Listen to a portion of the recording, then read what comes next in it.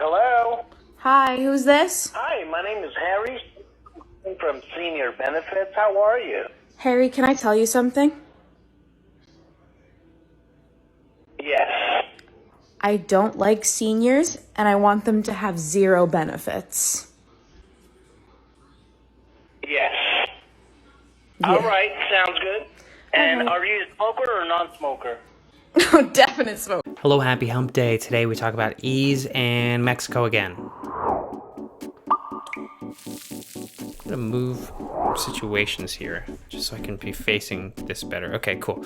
So what we have today, we're gonna talk about Ease, which is this weed delivery service that is operating in California and Michigan, and how they are now kind of doing this whole turnaround where back in 2019 they were having a lot of trouble, not really gaining traction. They were making unannounced layoffs in the company, losing value quickly, and they seem to have gained a lot of success via the pandemic. And that's what marijuana is, in this kind of interesting situation where the pandemic has been horrible and everything, but quarantine has been very good for marijuana business because a lot of people are now smoking marijuana while they work. And Ease is in a perfect situation to capitalize on that because they are a weed delivery service, so that you can just stay home and then order weed from Ease, and they can come to your doorstep and give you the weed. That was all made better in June when Apple made it possible to buy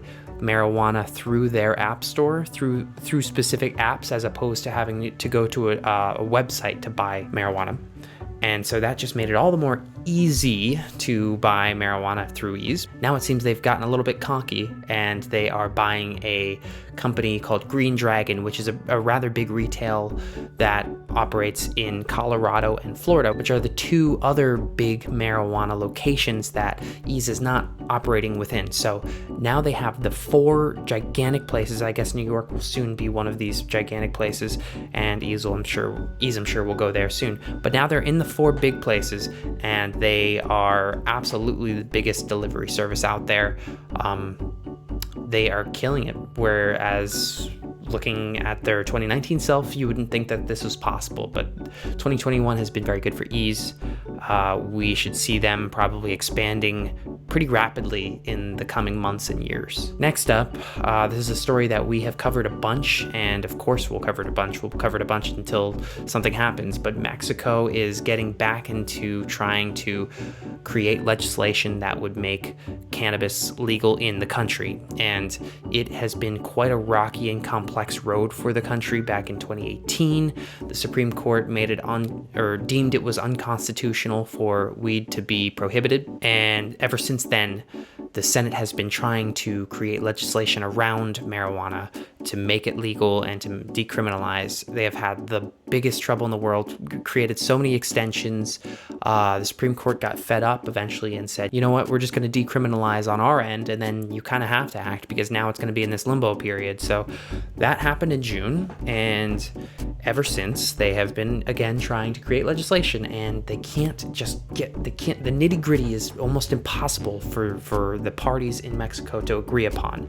They created legislation, they legalized through legislation that passed the Senate, but then once they had to kind of get into the details of it, each party was adding things that another party was not agreeing to. But now, anyway, that is all backstory to say that a new statement came out by one senator who is in the Morena party, and he says that once they are back in session, which is as of today, they're back in session, after doing, the orderly business or whatever in the beginning, they're going to get straight to cannabis. He feels confident himself. However, I'm going to put this up on the screen, even though it's in Spanish. A translation, part of his statement, he says in the translation that the opposite chamber sent the bill back to the full Senate with inconsistencies, some of them unconstitutional. He can say that. He can say that there are some inconsistencies that just have to be ironed out, but I'm sure the other side is not going to agree with that. I'm sure that they don't see it as unconstitutional.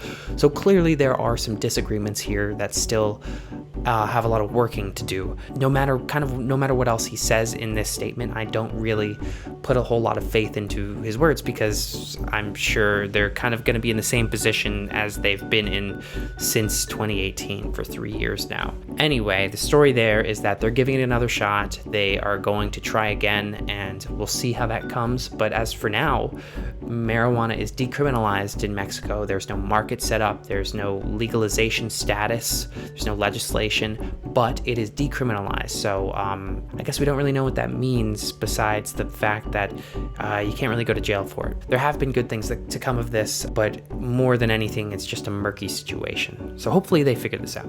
Okay, and this story actually just came out a half hour before I started, so I haven't really looked too much into it yet, but I'll just read the headline, and it's that appointees that the new governor of New York has appointed to the board, the marijuana board, have been approved by the state Senate. So already it's been just about a week now since she's been in office as the governor, and she has made huge strides in this. That means that because they've been approved, they're able to get started right away, and we should see a marketplace open up in New York very soon.